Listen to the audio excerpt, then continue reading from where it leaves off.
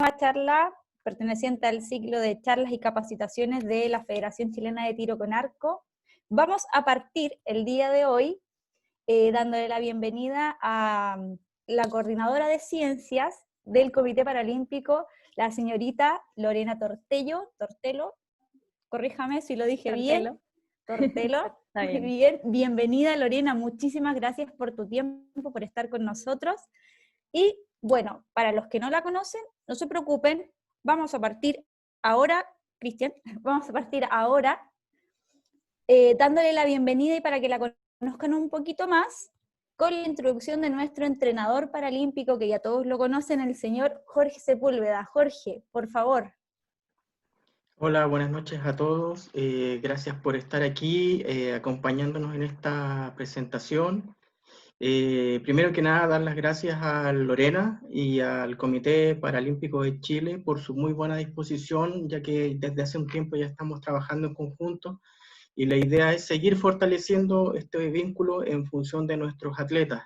Así que muchas gracias, Lorena, por tu apoyo. Bueno, les cuento que Lorena en estos momentos está trabajando con dos de nuestros deportistas, con Javier Basualto y Mariana Zúñiga, que son nuestros actuales preseleccionados que se están preparando para los próximos Panamericanos que son en México el próximo año, para ir a buscar cupos para Tokio.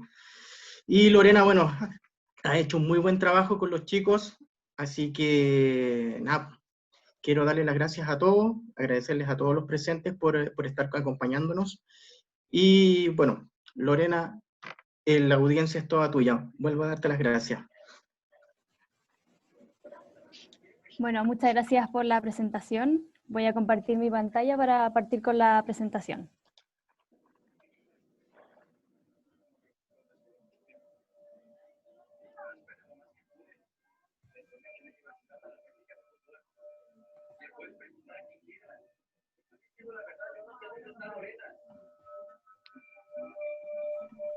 Chicos y chicas, recuerden, en este pequeño break, recuerden que sus preguntas todas deben ser por medio del chat y serán respondidas al final de la presentación por nuestra expositora. Muchas gracias. Lorena, por favor. Ya. Bueno, en la charla de hoy voy a hablarles de prevención de lesiones en deportistas paralímpicos en tiro con arco. Y bueno, voy a partir un poco con una introducción, partir contándoles que bueno, el propulsor del deporte o del movimiento paralímpico fue el doctor Sir Ludwig Guttmann. Fue un médico que empezó a trabajar en rehabilitación con heridos de guerra antes de que terminara la Segunda Guerra Mundial, en un hospital en Stoke Mandeville, en Reino Unido, y comenzó a utilizar el deporte como medio de rehabilitación o como un proceso de extensión de rehabilitación. A medida que pasó el tiempo, el deporte empezó a adquirir mayor importancia, mayor fuerza y mayor potencia, y luego ya ya no era parte del proceso de rehabilitación, sino que tuvo importancia propiamente tal. Y bueno, dentro de esos años, en 1948 se hicieron los primeros Juegos de Stoke Mandeville, que se hicieron como nacionales entre los hospitales del mismo Reino Unido. Y aquí, bueno, se los muestro con una foto también. Se hizo con una modalidad, con un deporte que fue el tiro con arco, y se compitió en la modalidad silla de ruedas. Bueno, luego, a medida que pasaron los años, se fueron sumando otros deportes como básquet y otras discapacidades, y en 1960 se hicieron los primeros Juegos Paralímpicos de Roma. Bueno, dentro del deporte paralímpico se pueden competir tres tipos de discapacidades: la discapacidad física, la visual y la intelectual. Y dentro de estas, la física se subdivide en 8 impedimentos, entonces en total son 10 impedimentos elegibles, dentro de los cuales los impedimentos elegibles en el tiro con arco paralímpico son 6. Uno es la alteración de la fuerza, es cuando un músculo pierde totalmente o parcialmente la capacidad para contraerse. La alteración del rango pasivo de movimiento, que es que se pierde de manera permanente el rango articular de manera pasiva. Deficiencia de extremidades, que es la ausencia de un hueso o una articulación debido a una forma congénita, algún traumatismo o alguna enfermedad. La hipertonía, que es el aumento de tono del músculo de velocidad dependiente, y esto es por un daño en el sistema nervioso central, y también encontramos reflejos miotáticos exaltados. También es un impedimento elegible la ataxia. La ataxia es una pérdida de coordinación del movimiento, también por un daño neurológico, y también podemos ver pérdida de balance y marcha alterada. Y por último tenemos la discapacidad visual, que es una pérdida parcial o total de la visión. Bueno, y estos impedimentos se subdividen en diferentes clases deportivas. Bueno, tenemos la clase W1, que aquí los deportistas tienen mayor impedimento físico. Ellos compiten sentados en silla de ruedas. Los criterios para poder ser elegibles tienen que tener impedimentos en mínimo 3 extremidades del cuerpo y el tronco. La categoría Open, que antes se subdividía en 2 categorías, hoy compiten todos juntos, pueden competir de pie o competir la funcionalidad en las extremidades superiores o inferiores o el tronco, y pueden competir con adaptaciones dependiendo de lo que se determine en la clasificación funcional por los clasificadores. Y por último, la discapacidad visual. Tenemos la discapacidad visual 1, que son los deportistas que tienen discapacidad visual completa, ceguera completa, y ellos compiten con este tipo de antiparras. Y discapacidad visual 2 y 3, que es pérdida de la visión de manera parcial. Ellos compiten juntos, pero es importante decir que la discapacidad visual no entra dentro del ciclo paralímpico. Solo la categoría W1 y la Open.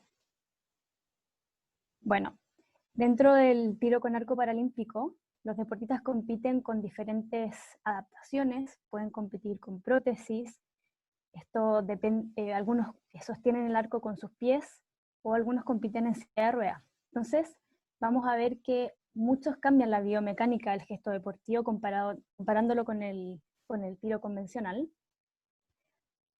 esta presentación vamos a revisar cuáles son las lesiones comunes del tiro con arco y cómo estas se afectan de manera diferente si tiene una discapacidad. Bueno, para partir, ¿qué dicen los estudios y la epidemiología? Las lesiones más comunes en el tiro con arco, pues se hizo un estudio, bueno, la antes llamada FITA, la Federación Internacional de Tiro con Arco. En 2002 hizo un estudio y encuestaron a una gran muestra de arqueros, y llegaron a que la región del cuerpo que tiene mayor prevalencia de lesiones era el hombro, el 46%. Y dentro de este porcentaje, el 60% eran tendinopatías y dolor subacromial. Seguido del hombro venían las lesiones en el codo, que era el 14,4%. Esto en general se daba en deportistas de iniciación. No era tan... Sin embargo, en algunos países sí lo consideran común dentro de este deporte, y de hecho lo llaman el codo del arquero. Bueno, y después también se dan las lesiones en el cuello, que son 4%, que son menos prevalentes. Y por último, sí encontraron en este estudio lesiones en manos y en los dedos, pero eran infrecuentes. Bueno, otros estudios llegaron a otras conclusiones, por ejemplo, que las lesiones se pueden encontrar en ambos hombros, tanto en la mano del arco como en la mano de cuerda. Y también estos estudios llegaron a que las lesiones, la mayoría de las lesiones son lesiones por sobreuso, lesiones crónicas. Y las lesiones agudas, frecuentes, eran raras, y cuando se daban eran de baja gravedad. Y si se daban eran en general por no uso de protectores o por alguna falla en el material, en el equipo, por poco mantenimiento. Bueno, en general en este deporte se considera que el riesgo de lesiones es bajo comparado con otros deportes, y en general las lesiones no suelen ser graves. Ya esto a modo general. Bueno, si comparamos versus la convencional, aún no se han investigado ni estudiado a cabalidad las diferencias entre los patrones de lesiones de los deportistas, de los arqueros convencionales y arqueros paralímpicos. Esto todavía es un ámbito que no se ha estudiado minuciosamente. Pero sí hay varios estudios que sí lo han hecho, especialmente en Corea, es el país que más lo ha estudiado. Por ejemplo, acá se hizo un estudio muy interesante que estudiaron a arqueros usuarios de silla de ruedas y que estudiaron con ecografía ambos hombros de estos deportistas. Llegaron a la conclusión de que, comparándolo con arqueros convencionales, ellos sí tienen son más propensos a sufrir lesiones en los hombros, en las extremidades superiores, y esto tiene que ver con el gesto deportivo y porque utilizan sus brazos en las actividades de la vida diaria, la propulsión de la silla, y tienen mayor desgaste. Además, llegaron a que en la mano del arco tiene una mayor prevalencia de lesiones en el tendón del subescapular y el supraespinoso, y la mano de cuerda tiene el hombro de la mano de cuerda tiene una mayor prevalencia en tener tendinopatías en el tendón del bíceps. ¿Ya? Este es un estudio que se hizo en Corea. Bueno.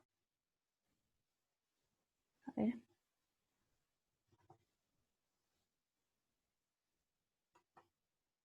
Va. Ahí sí. Ya, ¿por qué ocurren estas lesiones? Este es un estudio que se hizo en Alemania en el 2018, y aquí analizaron la biomecánica del gesto deportivo de varios arqueros de la Unión Europea. Y querían encontrar cuáles eran los factores de riesgo para que ocurrieran estas lesiones. Y bueno, haciendo este análisis llegaron a que uno de los factores de riesgo importantes era la carga excesiva en la tracción, o sea, que las cuerdas tuvieran mucha tensión y ese deportista no estuviera preparado para eso, o el exceso de peso del arco, el número de flechas por entrenamiento, que también fuera excesivo para ese deportista, la falta de fuerza, una falta de preparación para ese deportista, una técnica incorrecta, que no se hiciera, la tracción a través de la escápula, o que no se mantuviera el alineamiento del cuerpo, de los hombros, mientras se hiciera el gesto deportivo. Y por último, las asimetrías, ya sea musculares o posturales. Estos eran factores que sí eran modificables, pero también determinaron que había un factor de riesgo que no era muy modificable, que era el movimiento repetitivo, que es propio del deporte. Bueno, también llegaron a otra conclusión, analizando atletas poco entrenados. En estos atletas poco entrenados, ellos vieron que a medida que pasaba el entrenamiento, la musculatura estabilizadora del tronco se comenzaba a fatigar. Entonces, a medida que pasaba el entrenamiento, se veía que los deportistas empezaban a compensar con la columna, a llevar el tronco hacia la mano del arco, y este gesto hacía que las líneas de fuerza se interrumpieran, y desde el tronco a la escápula, y de la escápula al manguito rotador, y esto hacía y provocaba un mayor impacto subacromial dentro del hombro, y esto es un mayor riesgo de lesiones. Para explicar un poco qué es esto, aquí les puse una imagen, a ver. Aquí les puse una imagen del hombro. Esta es la cabeza del húmero, viendo el hombro por dentro. Esta es parte de la escápula, y este es el techo del hombro, que es el acromion.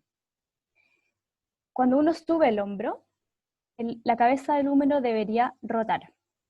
Y tenemos 4 músculos principales que estabilizan la cabeza del húmero, que es el manguito rotador. El manguito rotador son 4 músculos: el supraespinoso, infraespinoso, subescapular y el redondo menor. Y la función de este grupo de músculos es estabilizar la cabeza del húmero, adosarla al resto del cuerpo y además mantenerla en una posición central. Cuando hay desbalances musculares, la cabeza del húmero se puede ir hacia adelante, hacia arriba, y generar estos desbalances que pueden generar desgastes y lesiones dentro del hombro.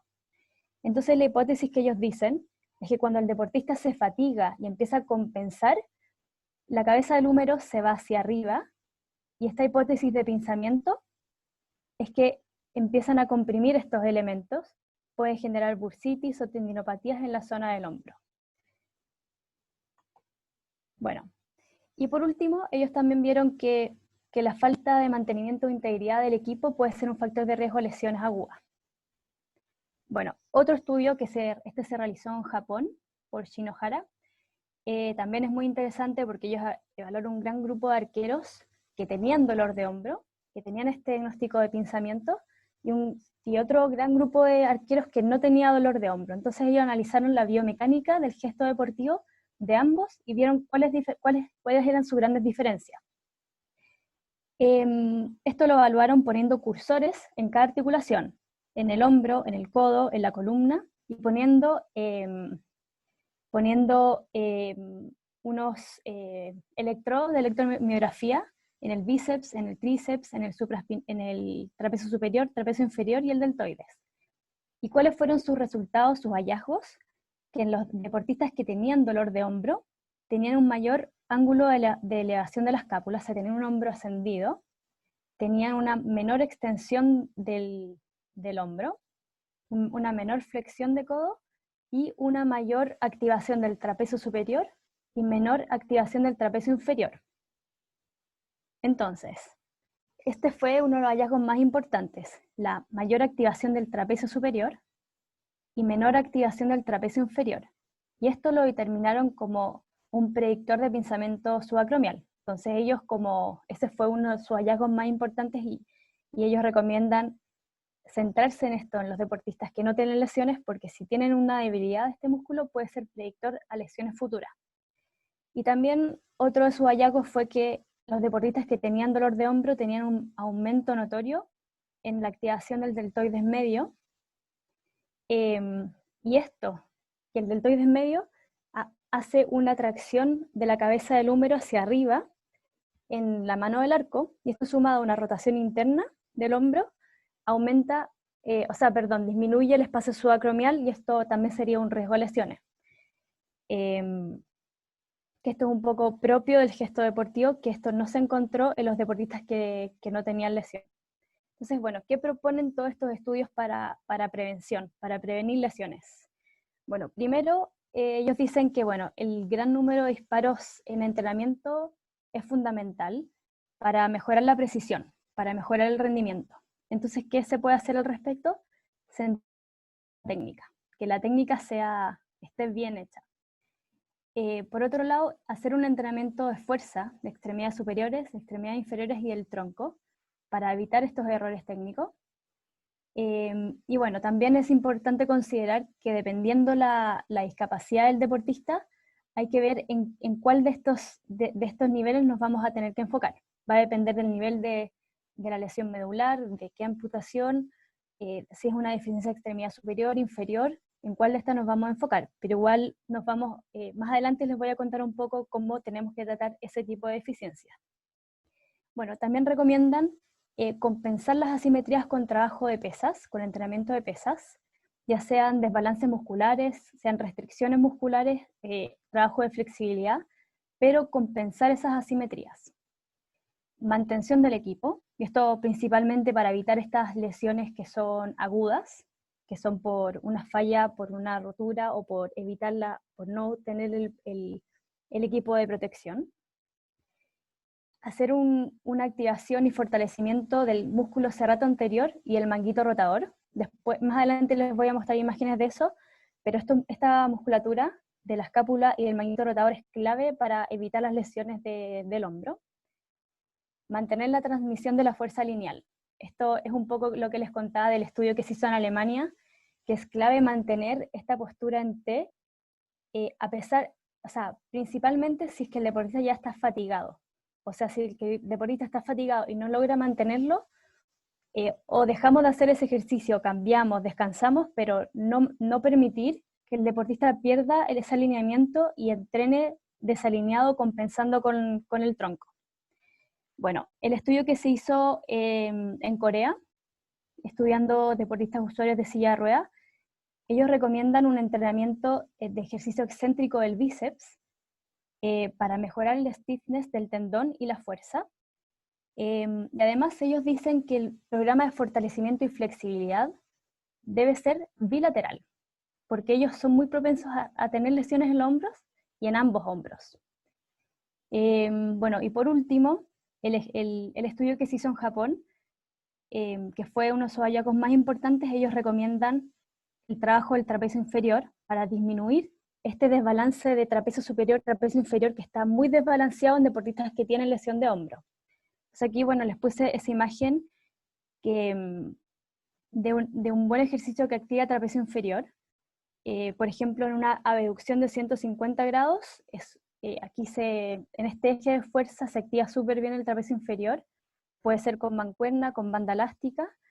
Si lo hacemos en 90 grados, activamos también el trapecio medio, o los romboides, que también van a estabilizar súper bien la escápula, pero lo importante es no sobreactivar el trapecio superior. Si tenemos un deportista que tiene una lesión medular, también se puede hacer en sedente, sentados, con una banda elástica en la misma dirección, poniendo la banda elástica amarrada al frente. Bueno, ¿cuáles son las diferencias con qué pasa con el deportista paralímpico? Aquí tenemos diferentes factores de riesgo. Uno son los propios del deporte, que es más o menos los que yo le expliqué anteriormente. Propios del deportista, que van a ser, por ejemplo, si tuvo una lesión anterior, si tuvo una cirugía, si es hiperlaxo, etcétera, cosas más personales.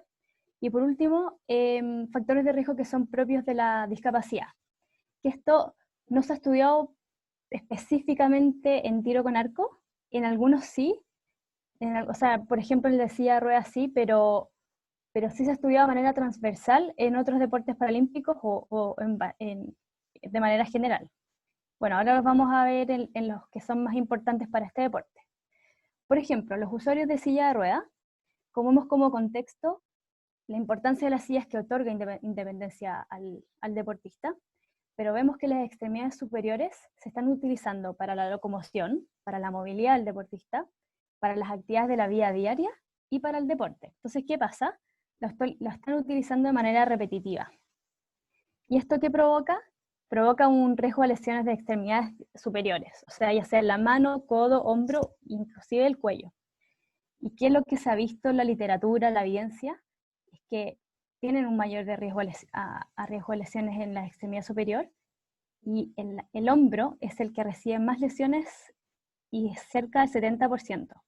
Y dentro de las lesiones en el hombro, los diagnósticos más comunes son el dolor subacromial y las tendinopatías del manguito rotador, que son muy parecidas a las que mencioné anteriormente en el tiro con arco. Entonces, de todas maneras, estos deportistas van a tener más factores de riesgo. Bueno, analizando la propulsión de la silla de ruedas, que es un gesto que ellos hacen para movilizarse, se ha descrito que es un gesto biomecánicamente ineficiente. Por ejemplo, en la fase de tracción, cuando los deportistas empujan la rueda, hay un pic de fuerza en el músculo infraespinoso, supraespinoso y el bíceps. Para que recuerden, el infraespinoso y el supraespinoso son musculatura que es parte del manguito rotador. Si este gesto deportivo lo hacemos en largas distancias o inclusive en pendientes, ocurre en la fase de recobro una fatiga muscular, y la hipótesis de por qué este movimiento es ineficiente y produce lesiones es porque al fatigar esta musculatura, luego ocurre un ascenso descontrolado de la cabeza humeral que produce un riesgo a pinzamiento subacromial. Bueno, ¿cuáles son los factores de riesgo de los deportistas usuarios de silla de ruedas a tener lesiones? Uno es la edad. A mayor edad, mayor factor de riesgo. El peso corporal, y esto tiene que ver un poco con las transferencias. A mayor peso, mayor desgaste a los hombros y a los brazos. Control de tronco. A menor control de tronco, mayor factor de riesgo de lesión. El tiempo ocurrido a la lesión medular, y asimismo el tiempo dependiente de la silla de ruedas. Y los factores extrínsecos, que estos sí son modificables: el sobreuso, el número de transferencias al día, la cinemática escapular, que es cómo se mueven mis escápulas, si las tengo estabilizadas en mi parrilla costal o si las tengo desbalanceadas, los desbalances musculares del manguito rotador y el déficit de rango articular del hombro. Bueno, ¿qué es lo que hice en estos estudios para la prevención de estos deportistas? Uno, importancia del músculo serrato anterior. El músculo serrato anterior estabiliza la escápula a la parrilla costal, y además en los movimientos del hombro y en la tracción de la silla hace una rotación de la escápula y aumenta el espacio subacromial. Entonces es un músculo muy importante para prevenir lesiones del hombro y el pinzamiento. Este músculo se puede hacer una activación en prono, haciendo un empuje hacia arriba, Pero en deportistas que tienen alguna lesión medular, se puede activar en este ejercicio acá. Se puede hacer en supino, acostado mirando hacia arriba, o en la misma silla. En el fondo el deportista hace un empuje con la banda elástica hacia adelante, y cuando ya tiene los codos extendidos, va más allá. Y también se puede hacer, si es que lo hacen acostados, con mancuernas, y así pueden ir aumentando la carga. Bueno, también se recomienda la flexibilización de la musculatura anterior del hombro. Por ejemplo, flexibilizar el pectoral mayor, es lo que más recomiendan, pero también se recomienda pectoral menor, bíceps y trapecio superior.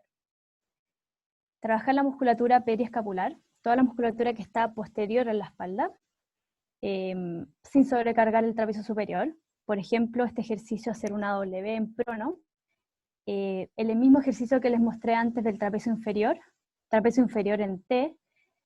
Bueno, todos estos ejercicios nos van a servir para trabajar toda la musculatura periescapular. Y por último, trabajar la musculatura aductora, rotadora y los ajustes de la silla de ruedas. Para trabajar la musculatura aductora se puede trabajar en la silla con bandas elásticas, o también trabajar el dorsal ancho con poleas hacia abajo. Trabajar el manguito rotador. Todos los rotadores de hombro puede ser con bandas elásticas. Trabajar la rotación externa, rotación interna. Y cuando ya tengamos una mejor musculatura, se puede trabajar en plano de abducción de 90 grados. O sea, trabajar la rotación externa en este plano y después rotación interna en este plano. Pero siempre partir así como lo muestro en esta imagen. Y bueno, los ajustes de la silla. Primero, ajustar la altura dependiendo de la comodidad del deportista. La idea es que no sea tan alto para que no tenga que hacer una cifosis marcada en cada tracción, ni tan bajo para que no tenga que flexionar mucho y estresar la zona anterior del hombro. Que el eje del hombro quede a la misma altura que el eje de la silla. Y por último, también los estudios recomiendan sillas con asistencia de poder para distancias muy largas o para pendientes. Bueno, en el caso de las deficiencias de extremidades, acá se hizo una publicación este año, es del 2020, se hizo una encuesta grande, se incluyeron 8 deportes paralímpicos, entre ellos estaba tiro con arco, estaba pesas, triatlón, natación, bueno, varios más. Aquí se incluyeron deportistas que tenían deficiencia de extremidades en las tanto superiores, y llegaron y analizaron cuáles eran las lesiones más comunes dentro de estos deportistas y en estos deportes. Llegaron a que las lesiones más comunes fueron en el hombro, por sobre todo, y después el cuello. Y además también llegaron dentro de sus resultados que sí, los deportistas con deficiencia de extremidades son más susceptibles a tener lesiones musculoesqueléticas relacionadas con el entrenamiento que un deportista que no lo estudiara. Bueno, ¿por qué? ¿Por qué pasa esto con estos deportistas? Cuando tenemos una ausencia de extremidad superior, ocurren muchas asimetrías de la columna vertebral. Estos fueron hallazgos que ellos encontraron. Hay una mayor prevalencia de escoliosis, elevación del hombro contralateral y desbalances musculares. Bueno, también se generan compensaciones por la pérdida de la extremidad, y esto hace que aumente la carga de trabajo del brazo indemne. Entonces, como para suplir toda la carga, indemne tiene mayor riesgo de lesión, esto especialmente en el hombro. Bueno, acá se ven los resultados de este estudio. El 47% de las lesiones fue en el hombro, el 30% fue en el cuello y el 25% fue en la zona torácica. Y bueno, ¿qué pasa con los deportistas que tienen lesiones o sea, que tienen ausencia de extremidad inferior? Aquí en ellos se interrumpe la cadena de transmisión de energía desde el pie hasta la mano, pasando por el hombro. Y bueno, además se aumenta la carga de la extremidad contralateral, ¿ya? O sea, tenemos un muñón en la pierna izquierda, siempre se va a cargar más la pierna derecha. Y estos desbalances musculares generan desbalances desde la cadera hasta el tronco, hasta el hombro. Y estos generan que después este deportista que llega con todos estos desbalances, llegue a su práctica deportiva y tenga mayor riesgo de lesión porque ya viene con este factor predisponente. Bueno, ¿qué es lo que recomiendan estos estudios para prevenir lesiones en estos deportistas? Bueno, primero tener en consideración un deportista que tiene una deficiencia congénita versus una traumática. ¿Por qué? Porque se vio en este estudio que los deportistas que tenían una deficiencia, una amputación traumática, tenían una menor carga de trabajo crónica y por eso tenían mayor riesgo de lesión. En el fondo eso hay que tenerlo en consideración en el entrenamiento, que en el fondo tiene que ser paulatino, y porque muchos de estos deportistas o no hacían deporte antes o quizás hacían otro deporte antes. En general los deportistas que tienen una deficiencia congénita parten desde pequeños haciendo el deporte. Bueno, también uno de los grandes problemas en estos deportistas son los desbalances musculares, musculatura débil o musculatura rígida. Pasa mucho en los deportistas que tienen deficiencia de extremidades inferiores, que el muñón genera a la flexión o la abducción. Entonces es importante trabajar estos desbalances, flexibilizar estos acortamientos musculares o fortalecer la musculatura débil. Bueno, otros estudios recomiendan el trabajo propioceptivo para mejorar el rendimiento, para disminuir el riesgo de lesiones o el riesgo de caídas. También es importante considerar la importancia del trabajo del core y del tronco para que se transmita la fuerza de mejor manera y estabilizar toda esta zona. Entonces en ello es muy importante el trabajo del core. Bueno, también muchas de las conclusiones que llegaron todos estos estudios es que todavía falta comprender y estudiar más la biomecánica de estos deportistas porque cambia radicalmente de un deportista a otro y es muy individual. Bueno, aquí hay una foto de algunos deportistas en tiro con arco que tienen deficiencia de extremidades. Por ejemplo, una prótesis de codo y un tap de boca. Por ejemplo, en el tap de boca, acá el deportista tiene que morder esta cuerda o cuero, y esta es la posición inicial, y en la segunda fase él tiene que extender su brazo, en el fondo poniendo el tronco y el cuello en una posición estable, y luego dispara la flecha. Todavía no hay investigaciones, no hay casos reportados, ni hay encuestas de cuáles son las lesiones más comunes por ejemplo, en este tipo de deportistas que usan el tap para hacer el disparo.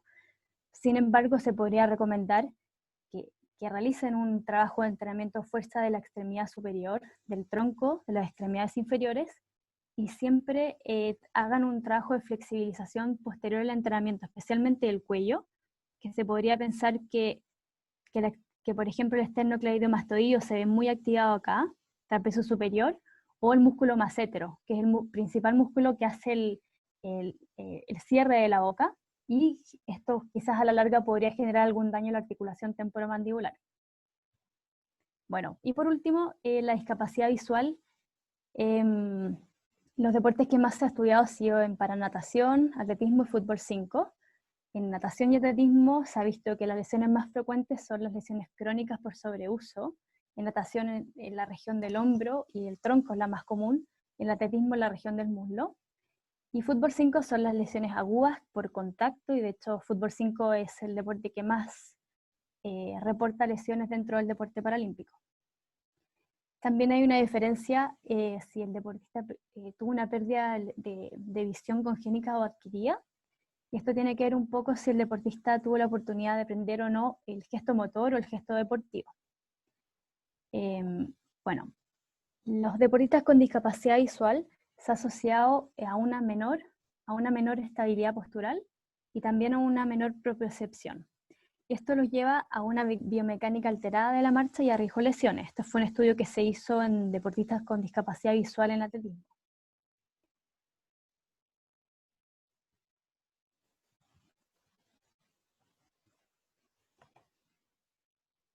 Ahí se me queda pegado. Ya.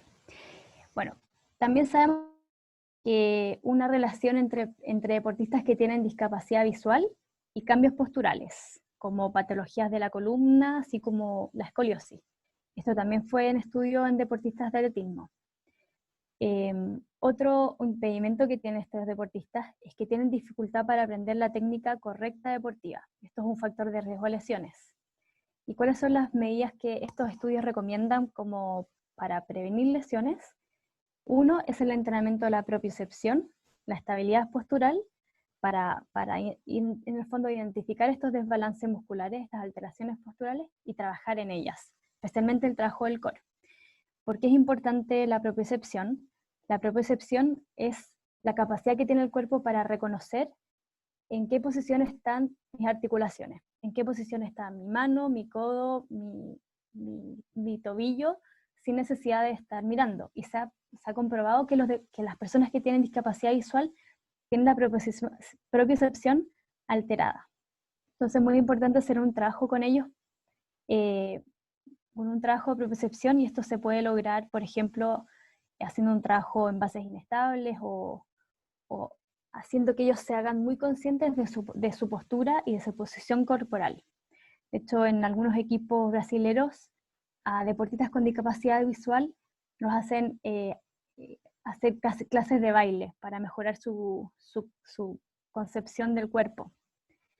Bueno, y por último se recomienda que los entrenadores hagan correcciones del gesto deportivo con diferentes tipos de feedback, ya sea táctil o ya sea auditivo, pero la idea es que ya que en un tiempo no sea necesario este feedback y ya el deportista aprenda a hacer las correcciones por sí solo.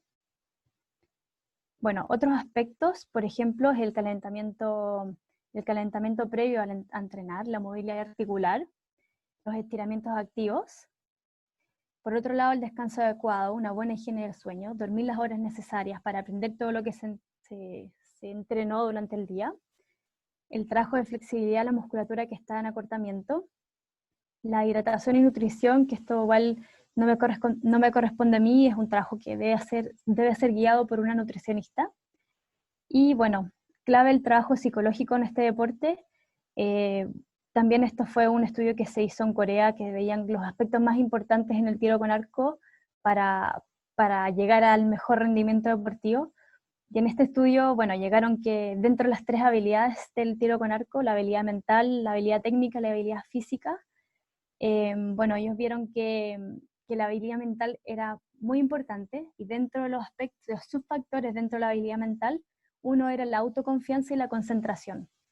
Y bueno, ellos hicieron una encuesta a muchos arqueros coreanos, y la confianza, o sea, creer en mi habilidad, muchas veces hacía que enmascarara errores técnicos y errores físicos dentro de las competencias. Entonces, Corea se enfoca mucho en el trabajo mental en sus deportistas, el trabajo psicológico, y esto no solo no se relaciona directamente con las lesiones, pero sí en el rendimiento deportivo. Bueno, y para concluir, para terminar, el arquero paralímpico sí es diferente al deportista convencional. Sí hay muchas similitudes en gesto deportivo, pero son diferentes, y las lesiones sí van a tener factores de riesgo que son diferentes. Por eso los planes de prevención van a ser muy específicos al deportista. No existen recetas. Lo importante es identificar, saber qué deportista voy a tratar, identificar cuál es el gesto deportivo, cuál es la discapacidad del deportista, qué músculos están débiles, hacer una buena evaluación para así luego hacer una línea de trabajo. Y bueno, y por último, no todo es también entrenamiento, sino que también clave el trabajo interdisciplinario, o sea, que el deportista tenga un buen plan nutricional, que tenga un buen plan, un buen trabajo psicológico, que tenga una buena preparación física, y bueno, esta es la clave del éxito. Así que esto por mi parte, todo esto no lo digo yo, son todas las cosas que he leído, y espero que les sirva, y estoy atenta a las preguntas que tengan. Lorena, muchísimas gracias por tu exposición. Muchas gracias a todos por su respeto también. Lorena, tenemos algunas preguntas aquí de nuestros comensales. Ya, voy Preguntan. a dejar de compartir. Ahí te vemos, pantalla completa, perfecto. Preguntan aquí, ¿qué ejercicio o elongaciones se pueden hacer para flexibilizar el trapecio desde su parte superior? El trapecio superior. Ya, mira, Sí, te lo puedo trapecio mostrar. superior. O sea, ya. Puede ser así, de lado, Ok. hacia el lado. Y si quieres como lograr una mayor activación, o sea, una mayor elongación, pues la mano del lado que estás elongando, sujetarla en la silla. De hecho, cuando yo le digo al deportista que es usuario de silla de ruedas que enganche su mano en la silla. Y así baja el hombro y después elonga hacia el lado. Esta es una manera de elongar el trapecio superior, pero muchas veces también viene acompañado acortamiento del elevador de la escápula, que es un músculo que está acá atrás. Este se elonga, también se fija el hombro, se hace una rotación hacia el lado de allá, la mano ya no se pone en la oreja, se pone en la nuca y se hace una rotación hacia abajo y se siente la elongación en otro músculo que está ahí. Entonces ahí es trapecio superior y elevador de la escápula. Esa musculatura que se tiende a cortar mucho, especialmente si estás todo el rato utilizando tus brazos, tus extremidades superiores. Perfecto, esperamos haya quedado súper claro, a mí me quedó súper claro. Lorena, tenemos otra pregunta. Dice Pablo Muñoz, en cuanto a las asimetrías, ¿se pueden trabajar los músculos y las articulaciones para tener un mejor equilibrio en el cuerpo en general? Pero en tu experiencia y conocimiento, si falta un miembro superior o inferior, ¿se podría recomendar el uso de ortesis para dar peso o ese lado del cuerpo y así equilibrarlo mejor? Ya, es que, bueno, si quieres usar una prótesis para compensar, eso igual hay deportistas que no les gustan y usan bastones o prótesis, eso igual es muy personal. Perfecto. Entonces, no, pero no hay estudios que te digan si es que el uso de prótesis o bastones te va a llevar a más o menos lesiones. La verdad es que eso no lo he leído, la verdad, pero lo que sí, que si llegas a usar una prótesis, por ejemplo, una extremidad inferior, es clave que sí tú mantengas tu muñón o tu extremidad en un balance muscular. O sea, si tú usas tu prótesis, pero tu pierna, tu muñón está en una restricción muscular siempre, vas a tender a tener lesiones y porque vas a estar siempre descompensado. O sea, es clave mantener el balance muscular siempre y hacer el trabajo de core. O sea, su primera pregunta, trabajar las asimetrías siempre, siempre. O sea, si una deficiencia en un hombro y tendemos a una asimetría, eso sí hay que trabajarlo. Sí hay que trabajarlo. El uso no de una prótesis, o hay de bajo rodilla y prefieren usar silla de ruedas. Entonces igual eso es muy personal. Pero así, ¿cuál usar para evitar las lesiones? Todavía no hay investigaciones sobre eso, por lo menos yo no he leído. Perfecto. Tenemos otra pregunta más. Hay personas muy interesadas en saber sobre este tema, algo muy interesante. Preguntan aquí, dice, vimos que mencionaste el trabajo de fuerza en la preparación. ¿Cuál sería tu recomendación? ¿Trabajar con pesos libres o utilizar máquinas con poleas?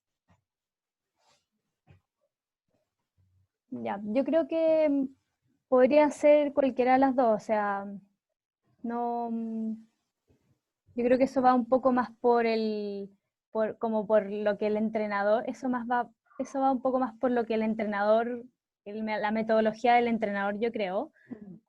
Cualquiera de los dos podría ser una buena metodología, pero lo importante es hacerlo, o sea, y que trabajen también, por ejemplo, lo que yo les mencioné, o sea, trabajar el manguito rotador, que no se olviden, trabajar el core y ya sean pesos libres o poleas, pero que se realice.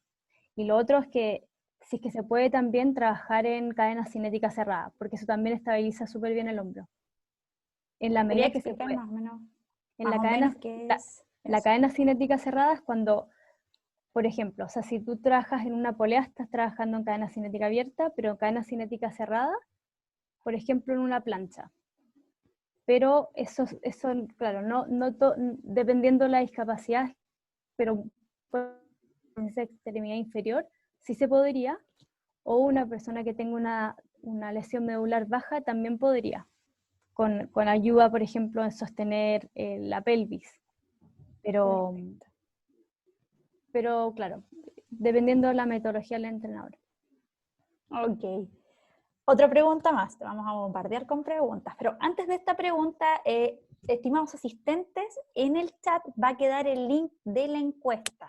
Ya al final de la presentación, al final de todo esto, pueden responder la encuesta. Así que copian el link en algún Word, algo así, y al final, para que no le quiten atención a nuestra expositora.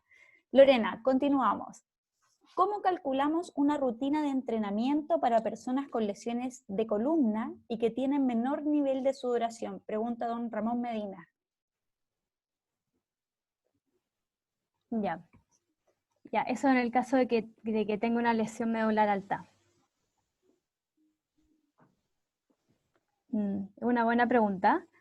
Te perdimos. ¿Me perdieron? Ay, ahora sí, vuelves. Sí.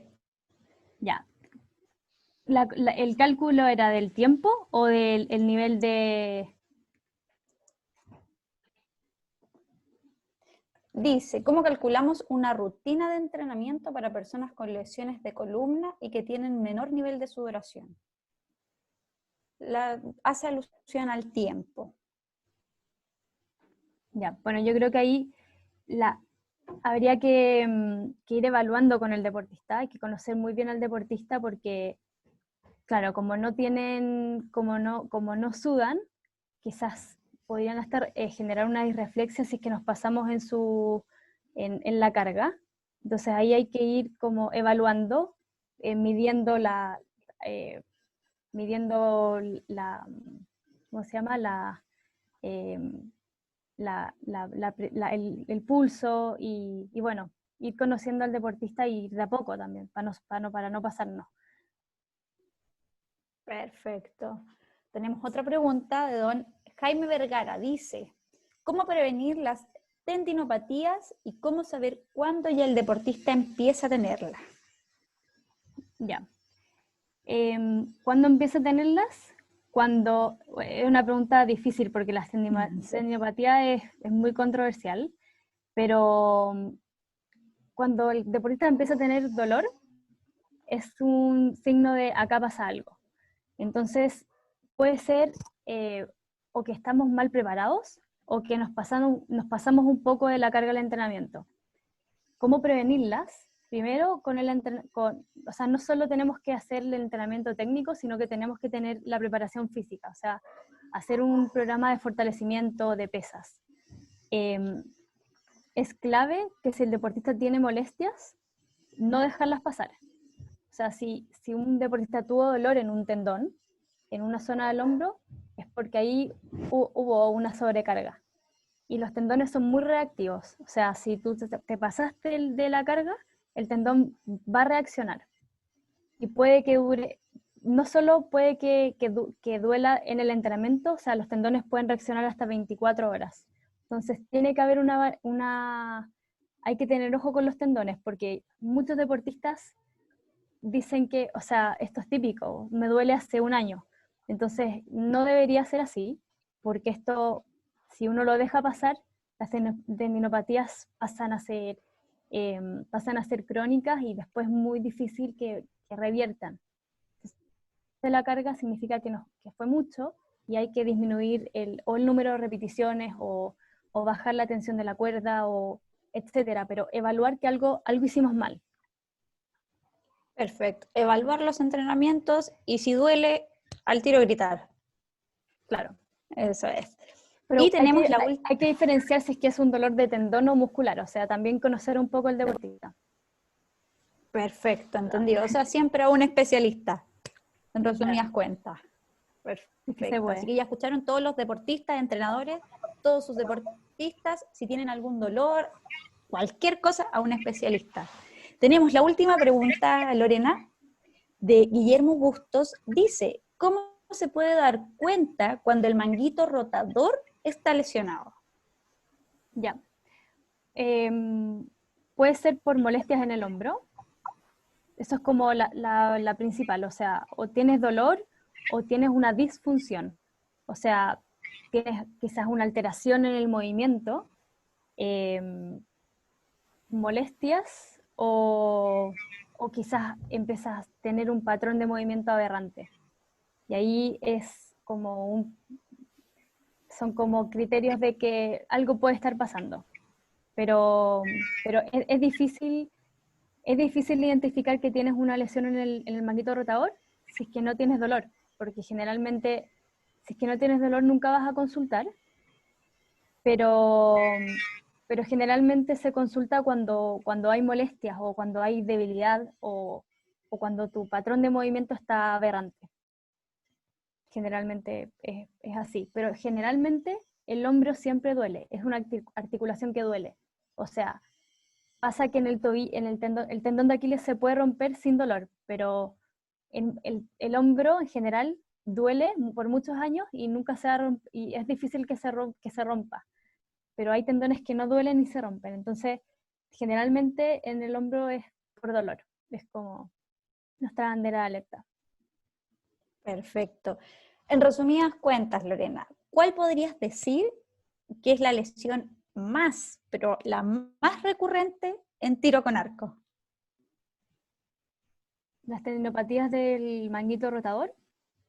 ¿Ya? Ok, o sea, la más es un poco difícil, pero bueno, te diría las del hombro. Y dentro de las del hombro están las tendinopatías, sí. Perfecto. Lorena, muchísimas gracias por tu conocimiento, muchas gracias por tener la disposición de estar con nosotros esta noche, con la Federación Chilena de Tiro con Arco, con todos nuestros arqueros, entrenadores. Muchas gracias por también transmitir todo esto, tener la paciencia y tener el dinamismo para poder comentarlo. No es fácil, no es un tema fácil, hay conceptos muy rebuscados, mucho músculo, mucho tendón, mucha cosa entre medio, pero te agradecemos. Intenso. Sí, como dijiste, intenso, justamente, pero te agradecemos mucho, tu simpatía también. Y bueno, Jorge, ¿algo que decir? Sí, primeramente dar las gracias a Lorena, una muy buena y excelente exposición, que no solamente aplica para deportistas paralímpicos, también, bueno, para los entrenadores que están presentes, también muchos conceptos y recomendaciones aplican plenamente para también deportistas convencionales. Justamente también en la manera de prevenir este tipo de lesiones. Te quiero dar las gracias, reiterar por parte de la Federación tu buena disposición, tu colaboración, ha sido una presentación muy buena, has entregado información muy importante que nos sirve a todos, y agradecerte, y bueno, comentarles a nuestra audiencia. Por ahí vi que salieron unas preguntas preguntando por la presentación. El video va a estar disponible en las redes sociales de la Federación. Gentilmente Lorena accedió a facilitar que se pudiera difundir el video. Y también en su momento, una vez que tengamos la presentación en PDF, también se les va a informar a su correo un link para que puedan acceder a ella también. Gentilmente también Lorena la va a poner a disposición. Así que agradecerte, excelente presentación, muchas gracias por tu trabajo que estás realizando en conjunto con nosotros, con nuestros deportistas, tanto Mariana como con Javier. Ellos puedan dar fe de tu profesionalismo. Y nada, pues, muy agradecido y esperamos que sigamos trabajando por mucho tiempo más juntos. Ya, gracias a ustedes por estar aquí también, y si alguien quiere alguna de las referencias que yo puse en la presentación, me las piden y yo se las mando. Muchísimas gracias, Lorena. Gracias a todos por estar esta noche aquí con nosotros. Gracias por su respeto nuevamente. Nunca me voy a aburrir de reiterar esto. Gracias por su respeto, por hacerme caso, que hincho mucho, que coloquen su nombre y apellido. Muchas gracias por estar. Estén atentos a las redes sociales, que ya se vienen